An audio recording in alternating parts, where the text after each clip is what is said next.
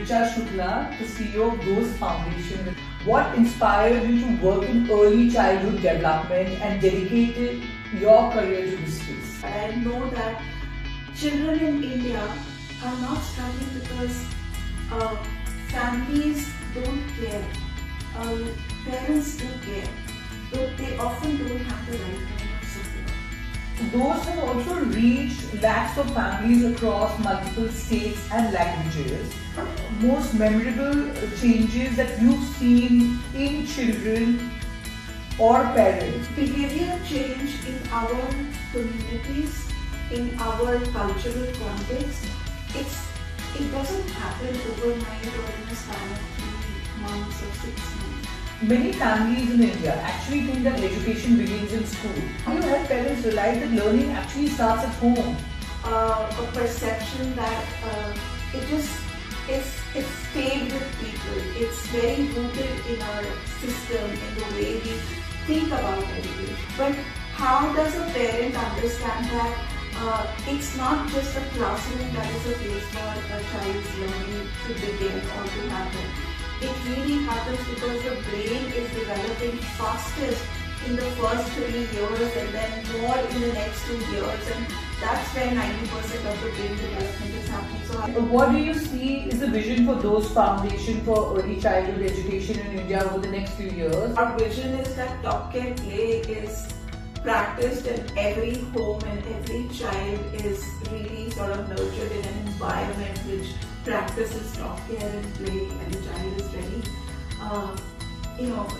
it's really being raised in a thriving, nurturing environment, is ready for life. I don't see Dost education as a program, and I don't see that I'm going to extend this program. I think Dost education's work is not a vision statement. So hello everybody, I'm really excited to have Richa Shukla, the CEO of Dost Foundation with us. I've actually never had anyone from the non-for-profit sector.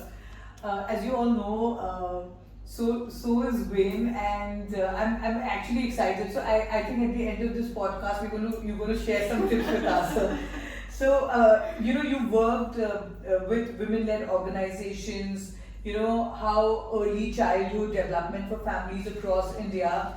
I know you've also worked with Sesame Street, and we were just talking about it earlier, the Sesame workshop, how I know Sherry Rollin Weston, who's the current CEO and president, but now we're going to come back to the Dost Foundation. So Richa, let's start with your journey. What inspired you to work in early childhood development and dedicated your career to this space? No, thank you so much. Well, for me, it didn't start like as a choice that I made very early on. I mean, I studied to be a journalist, but this happened as a life choice. I became a mom very young in my life, and I realized that how much support I needed, even though I'm a well-read, well-educated person. But when you become a young mother, you're also aspirational, you're ambitious, so you have to navigate. I wanted to give my child time, and I wanted to seek out a lot of support on, okay, with school is good, or what should I feed, or he's allergic. And I used to feel like there isn't so much. But that just sort of stayed with me.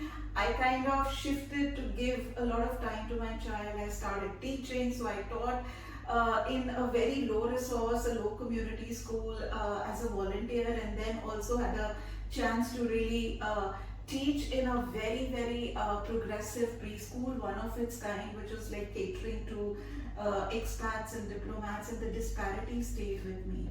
And I felt like, oh my God, the kind of education ecosystem environment that children over in a progressive school are getting, it's just not the reality in other low resource communities. And I was learning as a mother too, so it was like going in parallel, and that kind of cemented my passion and my you can say it was a calling. I also was doing good, talking to parents, sharing my own personal experiences, but I also knew that I needed to learn more just to be able to do justice to the work that felt so organic to me when I started doing it. So I went back, educated myself, and then there wasn't looking back, but I know that children in India are not struggling because uh, families don't care. Uh, Parents do care, but they often don't have the right kind of support. And I'm talking about the reality of Indian low income families in states, in rural India, and peri-urban India. They need a little bit support. Mothers at home who are becoming young mothers, doing household chores, sometimes they're mostly all aspirational. The fathers are aspirational, Yeah. but they need support. I think And that stayed with me. yeah, and then you know, those began with a simple but powerful idea: talk, care, play. How did this idea come to life, and why do you think that connects so well with families? Yeah, I think when we started thinking about, when Dost Education started thinking about how can we support parents, we looked at the global research, and we also sort of met with a lot of families. My founders met with a lot of families in low income communities. I think we came back with three things: that children really need language stimulating environment, what we call serve and return, for early childhood brain development. That is essential. Children need emotional security, which is a sense of belonging, a safety to feel that belonging, just for them to develop self-regulation. And children definitely need playful exploration, which is like, play is the language of learning, play is the language of childhood, and that needs to happen in the right way and form. So I think that formed the talk, care, play framework for us, and why that really works well, and why that became our pedagogical framework or pedagogy, is because then we are able to break down those little things and seed that talk, care, play into the lives of people who we are serving, into the lives of family in low resource communities. That Bate Snake Hill is really easy, it's simple. So we are breaking down these big scientific fact ki serve and return hona chahiye, that you need to, child's brain is developing at the earliest. So what does a child need? A child needs a lot of talking, child needs a lot of care in terms of how you respond to a child's changing emotion, or the child is crying. Are you just going to scold the child, or you're going to talk to a child about how the child is feeling, or you're going to be silly with the child and just engage in imaginary storytelling? So that really was the foundation for those educations. Wow. And so, those has also reached lakhs of families across multiple states and languages. What has been your most memorable changes that you've seen in children or parents? Like any memory or any memorable moment because of. Yeah, I think, well, behavior change in our communities, in our cultural context, it doesn't happen overnight or in a span of 3 months or 6 months. I think what we have also learned is that it's not that content alone sort of changes everything, that we are sending them a message and it's going to change overnight. It takes a lot of consistency, and it takes a lot of scaffolding, it takes a lot of being at it. And over the years, while we have been able to reach 5 lakh, over 5 lakh families, some things that always sort of motivates us and just encourages us to keep going is little things. For example, we've just recently completed a research, and we learned that parents are slowly but surely moving away from punitive punishments. They are using kinder words. They are responding to child's emotions. They are spending a little more time in storytelling with their children, or using some of these stories to pacify the child. Also realizing that a mother in Udham Singh Nagar was just sharing that, I want to listen to the phone that comes and tells me कि बच्चे को screen से कैसे दूर रखते हैं. This is today when we ourselves are using technology, but parents are realizing also that they need to engage more with children, I think.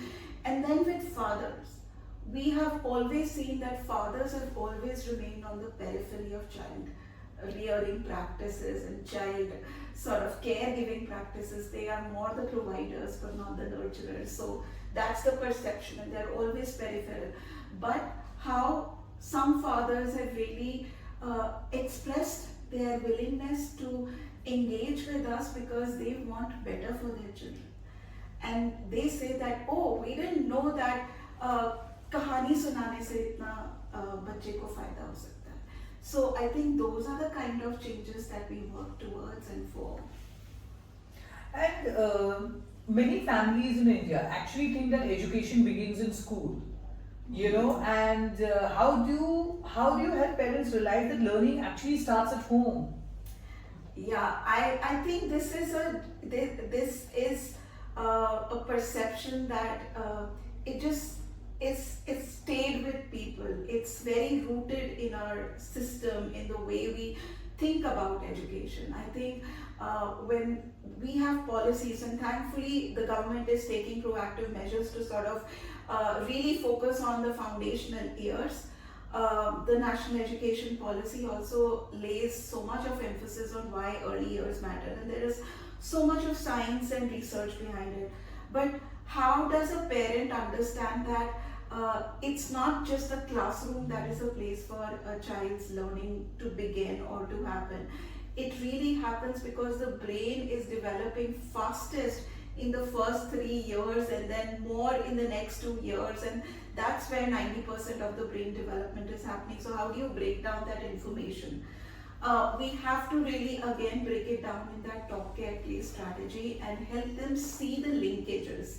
That when you sing a lullaby, it's the child is listening, the words are falling on the child's ear, and the child is really building the receptive expressive language. Now, as against if the child, if you're not engaging in serve and return, the child's expressive receptive language, the child would not acquire. How do you help a child, form a healthy routine? Because you have to role model. You have to show the child imitates. If you want a child to learn something, you have to start doing that yourself. How do you help a child with tantrums or self-regulation? That it's not going to help that if you're just scolding your child or ignoring your child or just letting the child be. Sometimes you've got to really attend to the child, understand, and that's how you start, and you have to demonstrate it. We kind of, when we work on audio formats, we try and demonstrate it even with audio through these kits. But we also meet mothers and fathers in in-person meetings where we demonstrate how some of these strategies really help the child to learn. And we kind of go back to them after a few months to see, okay, do you see a change? So that's how we've been working with families. No, I can totally relate to it because when my daughter was 3 and she had to start nursery and the pandemic hit, So everything was of course online, so she learned. But yeah, it was really important, like how much time we were spending with her. Yeah. And in her formative, in that early years, I remember I would read to her, and I can see that her vocabulary, her spellings, her other things are really bang on. So the time which you spend initially has a long-lasting effect. And I feel it's not just the quantum or the quantity of time. I think it's just the quality. We often tell parents we completely understand the realities of life. We know that fathers don't have time. We know that mothers are really overburdened with caregiving responsibility, domestic responsibilities, all the cooking, cleaning, everything falls upon. The entire caregiving burden falls on the woman. So that's why we kind of talk to fathers. But even if you spend half an hour or 15 minutes in a quality way, that it's joyful, it's like interactive, you're engaging, you're connecting, that really lays the foundation very well. Yeah. And so building behavior changes at scale is not easy. what has been one of the challenges in your journey and how do you navigate it? Well, the journey has been full of challenges. I think there's not just one, but a lot of challenges. And like I said earlier, behavior change is something you cannot really hope that it'll happen overnight. You have to be consistently at it. So we know that even with our solution, which is like a 1 minute phone call, and why we did 1 minute phone call was because we are meeting parents where they are in their realities. They suffer with time poverty, they are not literate, sometimes they have resource constraint. So that 1 minute phone call seemed like a great idea, and it still is, because even though we know that some parents might not listen to it, but when you are at it every day, there are moments where they need that support. So they often just give that missed call and listen to our phone call. Because they face smartphone penetration is high, but smartphones are often with one person in the family, the breadwinner in the family.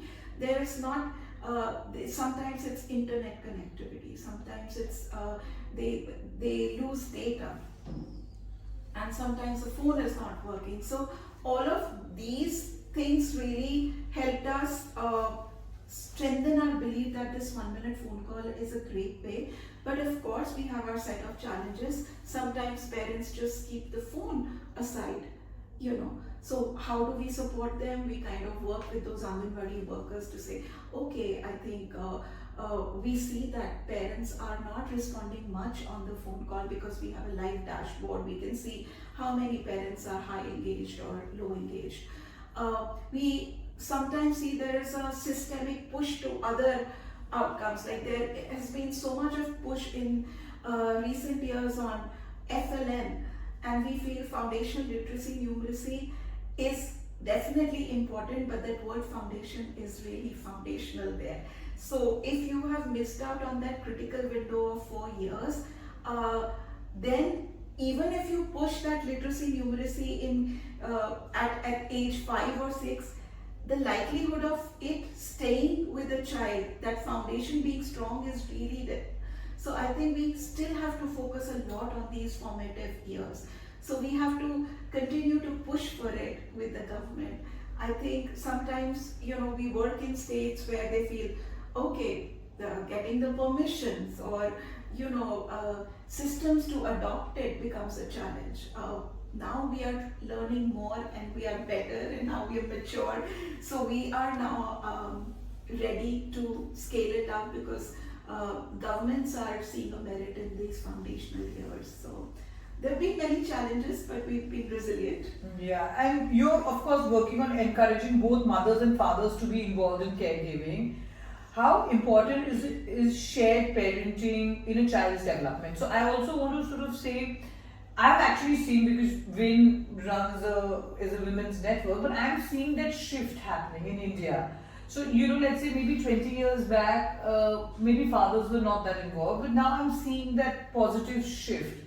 So, the space which you're working in, are you seeing that shift happening? There is greater awareness, but I think for practice to shift, it's going to take a longer period of time. Because it's also the social conditioning. It's also the social conditioning. It's also just, it's just very culturally rooted. We are a very patriarchal society. And for it to really shift to where fathers actively participate in caregiving is going to take a lot of time. And recently in a Playful Caregiving conference, we had experts, we had people working on this subject and to address this, really spoke about these issues. Where do we see role modeling? How much role modeling do we see on our mass media platforms also, where a father is changing a nappy or a father is singing a lullaby to a child? I think those are some of the practices we need to actually push and show more fathers. We've got to shift the narrative, the social narrative around it. Right now, if you meet fathers in peri-urban and rural area also, they are very smart want to give socially sort of acceptable and preferred responses. They will say, we understand. We work with fathers and they will always tell us, no, definitely. Caregiving is both a mother's and father's duty. But when they go back home, it's not that it's practiced. Again, to feed a child is a mother's responsibility. To play with a child, I don't know how much, sometimes play is seen as, okay, it's important, but just as a recreational activity, they don't connect play with learning often. If it is about going to the Anganwadi, it's often the mother and not the father. So we're trying to seed in ways that are very, very acceptable, and to be very slow and conscious and consistent and very intentional about it. So I think I cannot say that the shift has happened, but there are those patterns emerging, which makes us very hopeful that in the recent research also we saw that, well, at least there are fathers who are saying, we narrated a story in the past 3 months more than we ever did. So that is a signal that we are holding on. Positive shift, which is we're holding on to that one little shift that happened. Of course, much more can be done. Yeah. And since we're sort of reaching the end of our session, and WIN is all about inspiring stories. So looking ahead, what do you see is the vision for Dost Foundation for early childhood education in India over the next few years? And any sort of change you would like to see? I think our vision is that top care play is practiced in every home, and every child is really sort of nurtured in an environment which practices top care and play, and the child is ready. It's really being raised in a thriving, nurturing environment, is ready for life. I think I don't see Dost education as a program, and I don't see that I'm going to extend this program. I think Dost education's work is more a vision statement that we need to support every family, every caregiving in their journey for nurturing children to be ready for learning, to be ready for life. And we want that top care play becomes that, just like that thread that every family is holding on to and believes in and practices. Wow, thank you so much for joining us today on WIN Voices. Thank you. Our podcast is global. It's not just in India, but it's at Cannes, New York, and Davos. So it was truly a pleasure talking to you. Pleasure is all mine. And thank you so much. Thank you.